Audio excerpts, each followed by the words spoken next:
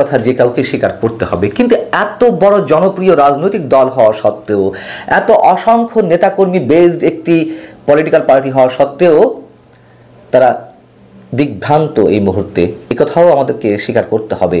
বরাবরের মতোই বিএনপি সিদ্ধান্তহীনতার মধ্যে রয়েছে অভ্যন্তরীণ এবং আন্তর্জাতিক পর্যায়ের বিভিন্ন সিদ্ধান্ত নেওয়ার ক্ষেত্রে। কেন, কিভাবে, আমরা সেটি বলছি। আর দিগ্ভ্রান্ত শব্দটা যেহেতু উচ্চারণ করেছি, আপনারা নিশ্চয়ই বুঝতে পারছেন যে আমি কোন বিষয়ে কথা বলতে চাইছি।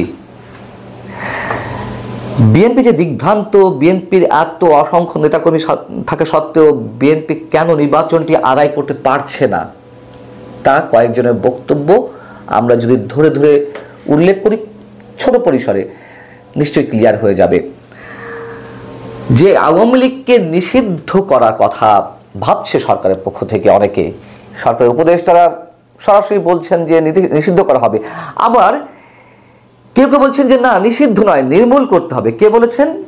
সরকারের স্থানীয় সরকার বিষয়ক মন্ত্রণালয়ের উপদেষ্টা আসিফ মাহমুদ সজীব ভূঁইয়া।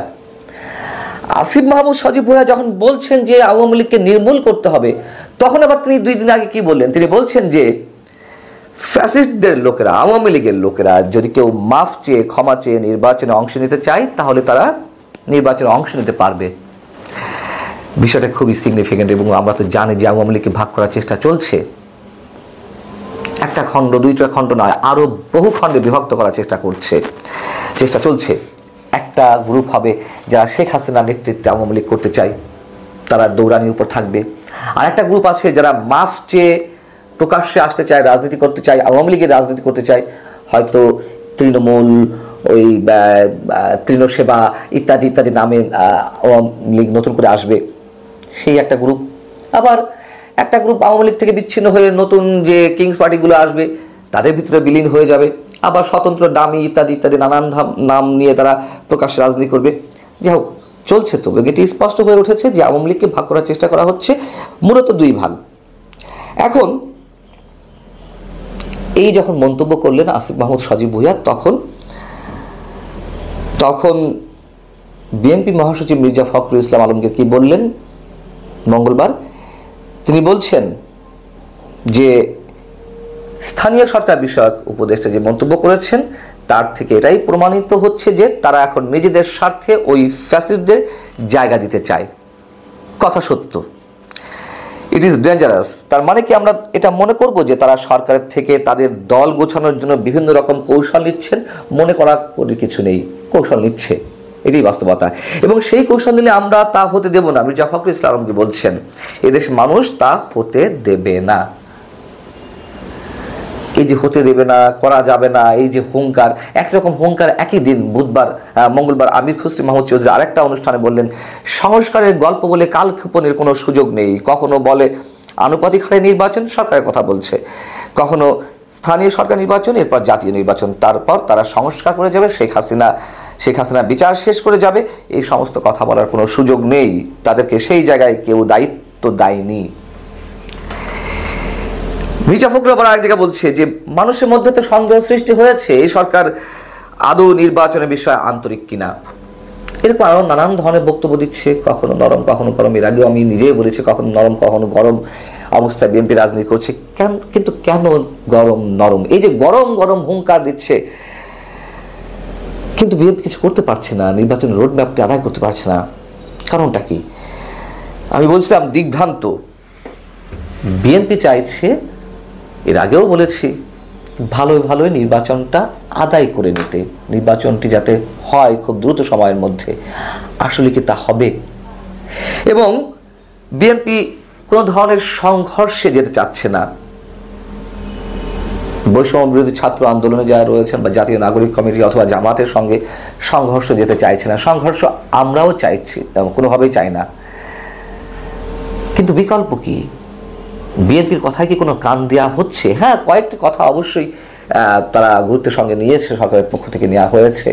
যেমন রাষ্ট্রপতির অপসারণের বিষয়টি, বিএনপির যে বিরোধিতা সেটি সরকার মানতে বাধ্য হয়েছে। ঘোষণাপত্র, ছাত্রদের পক্ষ থেকে যে নতুন ঘোষণাপত্র দেওয়ার কথা ছিল বর্তমান সংবিধান ছুঁড়ে ফেলার মাধ্যমে, সেটি বিএনপির জন্য ঠেকানো গেছে। এখন এতে কি বিএনপি সন্তুষ্ট? বিএনপি কি মনে করছে তাদের খুব মূল্যায়ন করছে? আমার মনে হয় আসল জায়গাটিতে মূল্যায়ন করছে না। মূল জায়গাটিতে নির্বাচন, সংঘর্ষ দ্বারা যেতে চাইছে না কেন? তারও একটি কারণ আছে। অনেকের মুখে মুখে এটি জানা যাচ্ছে, শোনা যাচ্ছে। বিএনপির কোনো কোনো নেতার কাছ থেকে যেটি শোনা যাচ্ছে, লোকবল থাকলেই সাহস আসে না। বিএনপি যে আন্দোলনে যে শক্তি ক্ষয় করেছে শেখ হাসিনার বিরুদ্ধে আন্দোলনে, সেই শক্তির পুনর্জাগরণ এই মুহূর্তে পাবে কিনা বা তারা ঘটাতে পারবে কিনা সে নিয়ে তারা সন্দিহান। আমি আবার বলছি, সংঘর্ষ আমরা চাই না, কিন্তু তাদের মধ্যে যে দিগ্ভ্রান্তির পরিচয় কি কারণে, সেটি শুধু ব্যাখ্যা করার চেষ্টা করছি। আর তারেক রহমান আদৌ ফিরছে না কেন?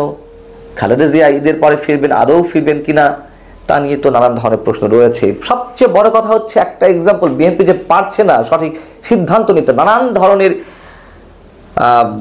ইকুয়েশন মেলাতে গিয়ে তারা কোনো স্থির জায়গায় আসতে পারছে না। এক হচ্ছে সবচেয়ে বড় যে অভিযোগটি এখন বিএনপির বিরুদ্ধে, বিএনপি নেতাকর্মীরা যেভাবে চাঁদাবাজি করছে। কেউ যদি বলেন যে এগুলো অভিযোগ, কোনো সত্যতা নেই, অ্যাজ এ জার্নালিস্ট আমার যেসব সোর্স রয়েছে কেউ চ্যালেঞ্জ করুন, আমি দেখিয়ে দেবো। এমনিতে তো ওপেন সিক্রেট এখন যে বিভিন্ন জায়গায় বিএনপি নেতাকর্মীরা চাঁদাবাজি করছে, সেগুলো কোনো কোনোটি আসছে, কিন্তু কতটা ভয়ঙ্কর আকারে চাঁদাবাজি করছে তথ্য প্রমাণ দিয়ে দেখিয়ে দেব। এই চাঁদাবাজদের বিএনপি থামাতে পারছে না কেন? সেই ঘুরে ফিরে কিন্তু নির্বাচনের জায়গাটিতে বিএনপি মনে করছে সামনে নির্বাচন, এখন চাঁদাবাজদের বা চিহ্নিত যে দলীয় নেতাকর্মী রয়েছেন তাদের সবাইকে যেহেতু বহিষ্কার করতে হয়, যেহেতু বিএনপি অনেকে বহিষ্কার করেছে, অনেককে কয়েকশো নেতাকর্মীকে বহিষ্কার করেছে বিএনপি, কিন্তু সবার বিরুদ্ধে সমানভাবে ব্যবস্থা নিতে পারছে না। তার কারণ ওই যে নির্বাচনের সবাইকে প্রয়োজন। এই যে বিএনপির দোদুল্যমানতা, সেটি বিএনপির জন্য খুবই ক্ষতির কারণ হয়ে দাঁড়াচ্ছে। দ্বিতীয়ত, আন্তর্জাতিক পর্যায়ে বলছিলাম তারা সেখানেও বিভ্রান্তির মধ্যে রয়েছে।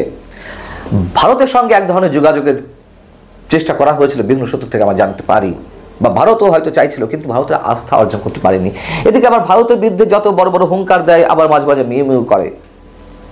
তারা কি মনে করছে যে ভারতকে ছাড়া এদেশে রাজনীতি করে ক্ষমতা যাওয়া সম্ভব নয়? দুটো নয় বিএনপি।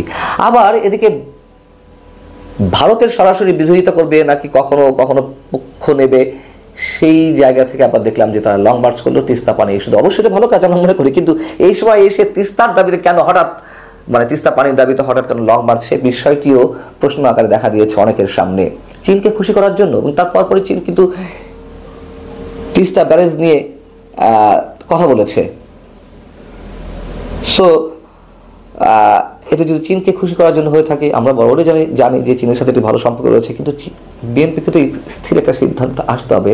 হ্যাঁ, সবাইকে না খেপিয়ে সবার সাথে বন্ধুত্ব করে তারা সামনে এগিয়ে যেতে পারে, এটাই নিয়ম বা হওয়া উচিত, কিন্তু বিএনপি তো সেটা পারছে না। সবচেয়ে বড় কথা হচ্ছে বিএনপিকে মনে করে যে এই সরকারের অধীনে নির্বাচন যদি হয়, কখনো সেটি ডিসেম্বরে হোক বা আগামী জুনের মধ্যে হোক, জুনে তো হওয়ার কোনো সম্ভাবনা নেই, ডিসেম্বরে না হলে সেই নির্বাচন সুষ্ঠু হবে, সেই নির্বাচন বস্তুনিষ্ঠ এবং নিরপেক্ষ হবে। অনেকে মনে করেন এর কোনো ভিত্তি নেই, কোনো ধরনের কোনো প্রশ্নই নেই নির্বাচন নিরপেক্ষ হওয়ার। তাহলে বিএনপি কি করবে? সেটা বিএনপির সিদ্ধান্ত। এত বড় রাজনৈতিক দল, 3-4 বার রাষ্ট্রীয় ক্ষমতায় থাকা, তারা যদি এখন বুঝতে না পারে যে বিএনপি তারা নিজেরা কি করবে, সেটা বলে দেওয়ার দায়িত্ব তো আমাদের না। শুধু ভুল ভ্রান্তিগুলো, বিএনপি এখনো কতটা বিভ্রান্তির মধ্যে রয়েছে, সেগুলো একটু তুলে ধরার চেষ্টা করলাম। আল্লাহ হাফিজ, ভালো থাকুন সবাই।